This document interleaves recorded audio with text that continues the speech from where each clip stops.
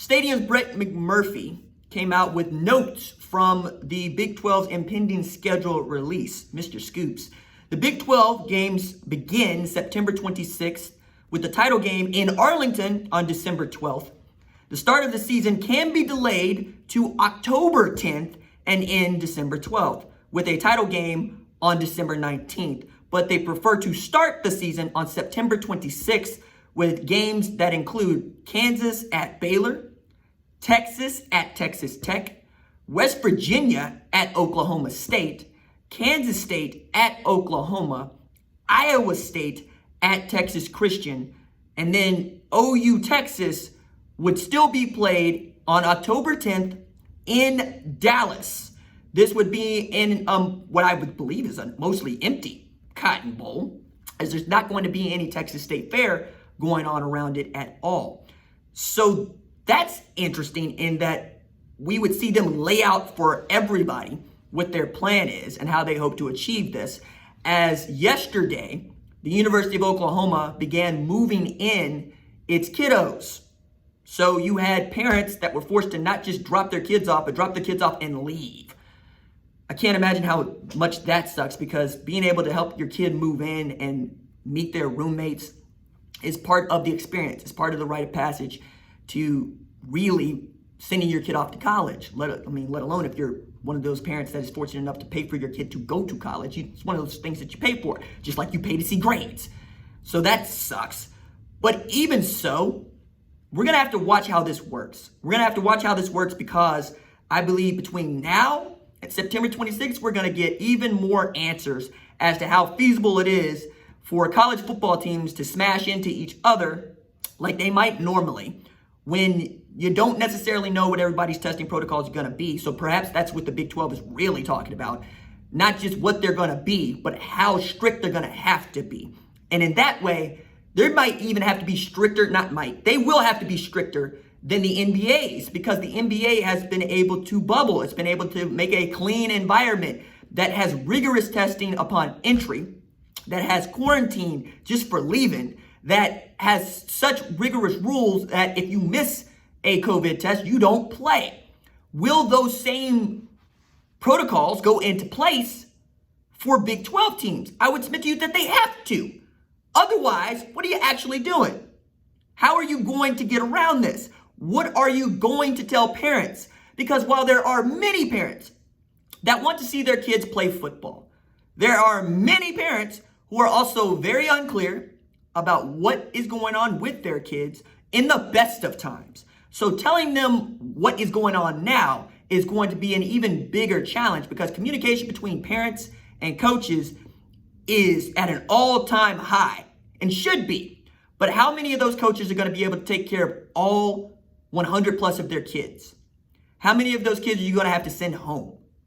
What happens if you do have to move to online classes in the middle of the semester for everybody, as opposed to just most people? Because that's also just a bunch of moving parts with this. And it's going to be a lot like not just playing whack-a-mole, but putting out fires. Because that's what it is to be an athletic director, a coach, and a president right now if you're choosing to forge ahead with the strategy of trying to play football. You are going to be on the clock all the time. You are on call. You basically don't wear a tie anymore. You don't sleep. You are going to earn every bit of your paycheck. You are going to earn every bit of everybody's respect, and you're still going to have people that are going to throw darts at you. For which I'm saying, now I get to find out who's built for this. I get to find out who actually signed up to do the job and not collect the check. And that, if nothing else, I'm always interested in. Being able to know what you're made of, or what your people are made of, is invaluable. Always. Put people in a fire. See how they react. See who panics. Because this is the situation, right? Like, I've been asked now, as I make a joke about all of y'all being hell-bent on getting a college football season. Aren't you hell-bent on a college football season? It no longer matters what I want. Train left the station. It doesn't matter. What matters is that I'm here with you. We gonna be going, and I'm probably gonna be that contrarian in the corner over there going, did you think about this?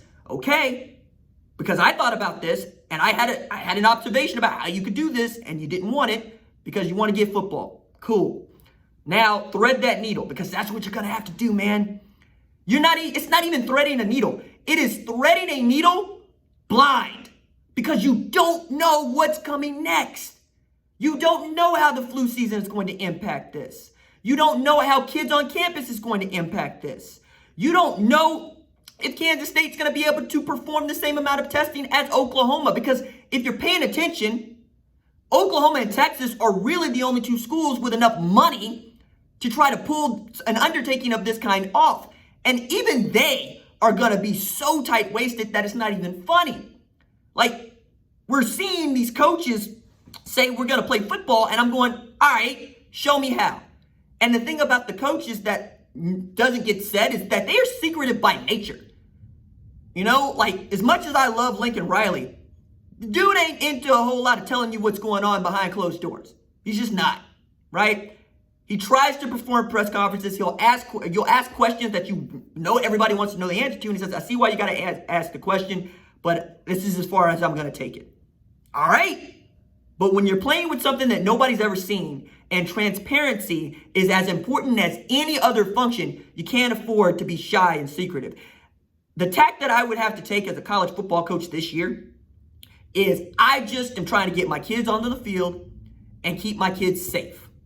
After that, everything else is gravy. It's a win, because that's what you're looking at.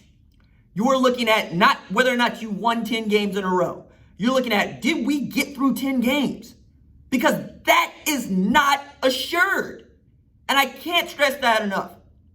We're going to get high school football, and that needs to be cherished, because I don't know how much longer you're going to be able to do that either. Perhaps you're able to get through the fall. Cool.